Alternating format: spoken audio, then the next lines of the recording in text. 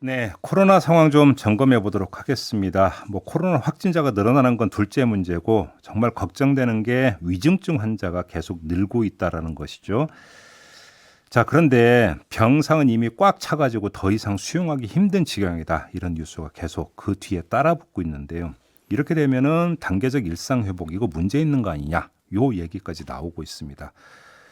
그래서 오늘 좀 종합 점검을 좀 해야 될 것 같아서요. 일상회복지원위원회 방역의료분과 위원을 맡고 있는 정재훈 가천대 의대 교수를 스튜디오로 모셨는데요. 이야기 나눠보도록 하겠습니다. 어서 오세요, 교수님. 네, 안녕하세요. 네, 본격적인 이야기 들어가기 전에 일단 이거부터 좀 여쭤볼게요. 교수님께서 지난달에 코로나 장기 예측 시뮬레이션을 발표를 하셨다고 들었어요. 그러니까 최악, 평균, 최상 이렇게 시나리오를 나눠서 발표를 하셨다고 하는데 그 내용 좀 간략히 좀 소개 좀 해주시겠습니까? 저희가 미래 상황을 예상을 할 때에는 백신의 효과와 접종률을 고려한 상태에서 앞으로 남아있는 감염자가 얼마인지 추정하는 것이 중요한데요.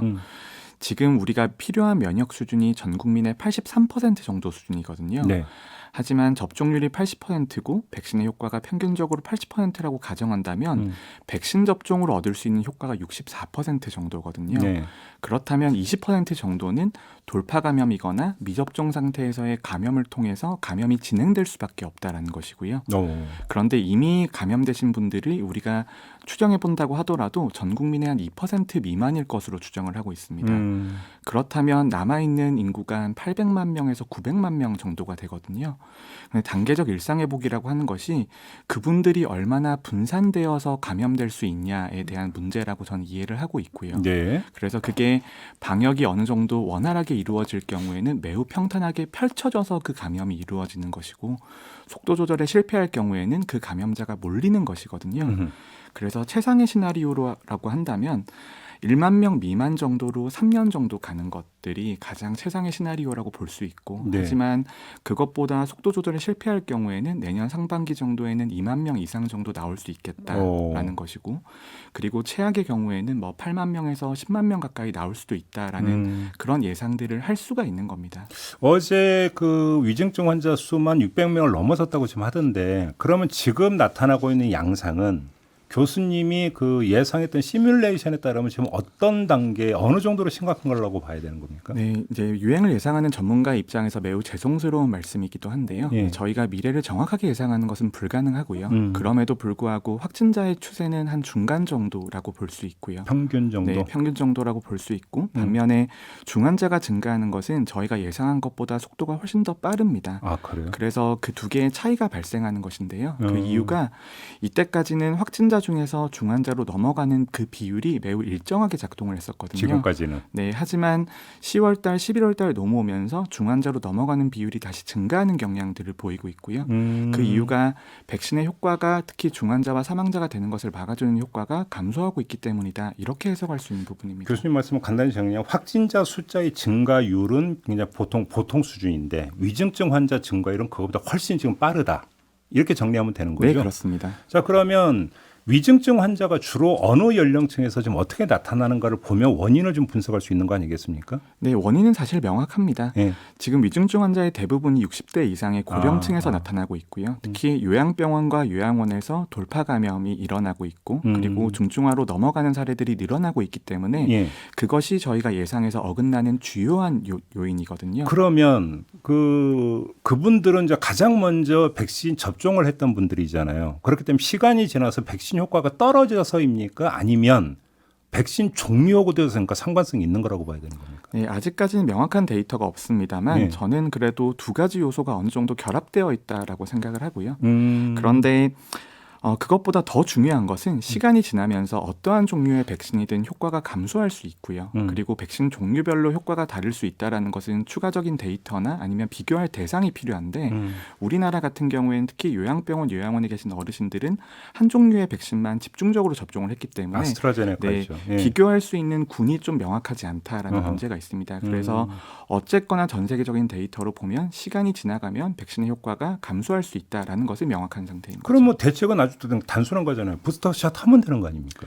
네, 부스터 백신 접종이 중요한 대안이 될 수 있습니다만 이게 시간이 걸립니다. 특히 지금 접종을 진행한다라고 하더라도 접종이 완료되고 나서 2주에서 3주 정도 지나야지 본격적인 효과가 나오고 있는데 문제는 지금 당장 병상이 없다라는 것이고요. 그리고 그렇죠. 앞으로 남아있는 3주와 4주를 어떻게 버티느냐가 그분들에 있어서는 생명이 달린 문제이거든요. 그러면 결국은 12월을 어떻게 나느냐가 그냥 핵심 문제다 정리하면 이렇게 되겠네요. 네, 12월뿐만이 아닙니다. 근데 네. 저는 지금 이제 중환자 병상이 모자라고 확진자가 늘어나서 매우 어려워 보이는 상황이잖아요. 근데 저는 이 상황이 단계적 일상회복의 본질이라고 생각을 하고요. 네. 단계적 일상회복이라고 하는 것이 사회경제적인 이익을 위해서 방역상의 손실을 감수하는 전략이거든요. 그렇죠. 그렇다면 병상을 늘린다라고 하더라도 그만큼 유행의 규모를 더 허용하게 되면 계속해서 어려운 상황들은 앞으로도 계속 반복될 수밖에 없다라는 것이죠. 어제 일상회복지원위원회에서 바로 이 문제를 놓고 경론이 오갔다고 하던데 결론은 못 낸 겁니까? 경론이라기보다는 두 상반된 입장을 모두 이해할 수 있는 것이고요. 일단 방역이나 의료의 측면에서 본다라면 지금의 상황이 엄중하기 때문에 어느 정도의 방역 강화라든지 방역 조정이 필요하다라는 입장이 나올 수 있는 것이죠. 하지만 반대로 경제나 사회 쪽에서는 이때까지 국민들이 겪어온 고통이 너무 심했고 일상회복으로 넘어온 지 몇 주 되지도 않았는데 다시 한번 강화가 된다라는 것은 손실보상이라든지 이때까지 소상공인 자영업자에 대해서 원활한 지원이 이루어지지 않았다라는 것이 명백하잖아요. 그렇죠. 그렇다면 두 가지 입장에서 절충을 해야 되는 상황이고 그러니까 이런 사회적인 합의가 필요하기 때문에 일상회복지원위원회가 존재하는 것이겠죠.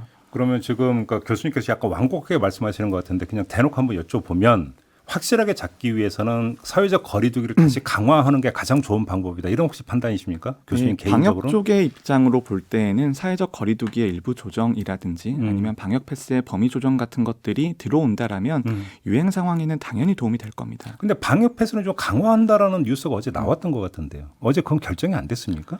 그런 것들은 저희가 검토가 필요한 거고요. 일상회복지원위원회가 기본적으로 자문기구에 가깝고요. 자문위원회의 의견을 받아서 정부에서 결정하는 형태를 띠고 있기 때문에 정부의 결정 상황을 기다려 봐야 될 것 같습니다. 오늘 다시 이제 그 논의가 되는 건가요? 네, 오늘 발표가 예정이 되어 있다고 듣고 있습니다. 그리고 아무튼 이제 그러니까 이게 좀 약간 예측 보도이긴 합니다만은 그래서 거리두기를 다시 강화하는 쪽이 아니라 방역 패스를 좀 강화하는 쪽으로 가닥을 잡은 것 같다 이런 보도가 좀 나오고 있던데 그게 현실에서 모색할 수 있는 최대치인지는 보는 사람에 따라서 얘기 이제 평가가 좀 달라지는 거죠. 그렇습니다. 그리고 단계적 일상회복이라고 하는 것이 매우 복합적인 문제이기 때문에요. 한 가지 조치를 강화한다고 해서 그 문제를 해결할 수 있는 것은 아닙니다. 첫 번째로 의료 대응 역량, 특히 중환자 병상을 확보해야 되는 문제도 있고요. 거기에 더해서 확진자의 규모 자체를 축소해야 되는 문제도 있고요. 그리고 병상을 효율적으로 활용하면서 추가 접종을 이어나가야 되는 것들도 있고 복합적인 대책이 있고 그중에서 사회적 거리두기나 방역 패스는 그것을 구성하는 일부 요소일 뿐인 것이죠. 근데 방역 패스로 한정해서 이야기를 하면 방역 패스는 미접종자를 이제 대상으로 한다고 생각을 한다면 아무래도 이제 가장 먼저 떠오르는 것은 그 미접종률이 높은 청소년들 아니겠습니까? 청소년들 같은 경우 지금 어떻게 접근해야 된다고 생각을 하세요? 저는 청소년의 접종에 대해서는 원래는 좀 신중한 입장이었습니다. 불확실성이 많기 때문에 접종을 얻을 수 있는 이익이 크다라는 것은 알고 있지만 어느 정도 큰지에 대해서는 저도 자신감이 좀 없었거든요. 사실은 안정성이라는 게 중요한 거니까. 네, 그런데 최근의 데이터를 보면 볼수록 저는 소아청소년의 접종에 있어서는 조금 자신감을 가지게 됐고요. 그리고 접종으로 얻을 수 있는 이익이 유행 상황이 너무 심각해지고 있기 때문에 소아청소년이 지금은 가장 감염률이 높은 연령대가 되었습니다. 그리고 소아청소년이 중증화율이 낮다라고는 되어 있지만 중증 사례들이 보고가 되고 있기 때문에 사례가 늘어나게 되면 거기에서 중환자가 발생할 수밖에 없는 상황이라서 그렇죠. 접종으로 얻을 수 있는 이익이 피해보다 점점 더 커지고 있는 상황이라서 저는 접종을 좀 강력하게 권고를 해야 된다라고 봅니다. 그러니까 강력하게 권고를 해야 그런 된다. 의미에서는 방역 패스의 적용 같은 것들이 접종률을 높이는 데 도움이 될 수는 있겠죠. 그렇겠죠. 아무래도. 알겠습니다. 아무튼 오늘 이제 나오는 그 발표되는 대책이 뭔지를 좀 봐야 될 것 같고요. 근데 지금 병상 확보 문제가 일단 발등에 떨어진 불이잖아요. 근데 이게 물리적으로 한계가 있다면서요. 병상을 늘리는 게. 네, 병상의 확보라는 것이 단순히 병상을 가지고 온다고만 이루어지는 것은 아닙니다. 그 병상에 진료하기 위한 의료 인력도 필요한 것이고요. 그리고 의료 인력 같은 경우에는 벌써 2년 동안 고생해 오고 있었거든요.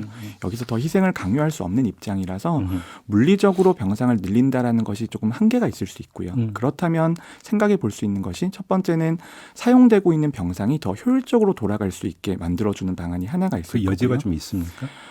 우리나라에서는 다른 나라에 비교하면은 중증화율이 조금 높은 편입니다. 그 말은 중증으로 갈 가능성이 있는 분들까지도 최선의 의료를 하고 있다라는 의미거든요. 네, 그렇다면 거기에서 좀 조정의 여지가 있을 수 있고요.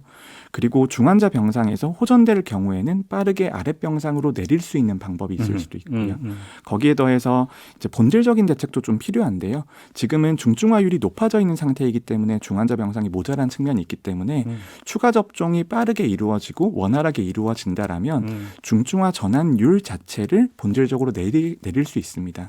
그렇다면 좀 도움이 될 수 있겠죠. 근데 좀 하나 단순한 궁금증인데 먹는 치료제는 알겠는데 빨리 이제 내년 2월쯤에 도입된다니까 그렇다 치지만 주사제는 지금 개발이 됐잖아요. 이거는 지금 그렇게 큰 의미를 갖지 않는 겁니까? 주사제도 어느 정도 의미는 있습니다만 하지만 현재까지는 델타 변이 바이러스에 대해서 효과가 완벽하게 증명이 되지 않은 측면이 있고요. 그럼에도 불구하고 효과가 있을 것으로 예상을 하고 사용을 늘리기 위해서 노력을 하고 있습니다. 하지만 이 사용이라고 하는 것이 감염되고 초기에 들어가야 되고요. 그리고 주사제이기 때문에 병원에 입원이 필요한 상황이거든요. 그렇다면 주사제도 적극적으로 쓰기 위해서는 의료체계의 전반적인 개편이 필요한 상황입니다.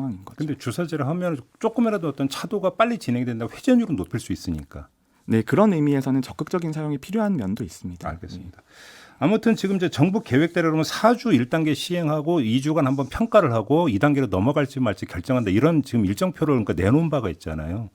그러면 2단계로 전환해야 말지 2주 뒤에 이제 그 최종 결정이 되는 건데 어떻게 해야 된다고 생각하세요, 교수님께서 보시면? 저는 2단계로는 반드시 넘어는 가야 된다고 생각을 합니다. 가야 된다고. 네, 넘어가지 않는다면은 우리가 미래를 바라볼 수 없는 것이거든요. 하지만 그 시기의 문제인 것이고요. 우리 6주라고 하는 것이 계획상에선 6주이지만 상황에 따라서는 더 길어질 수 있다라고도 생각을 하고요.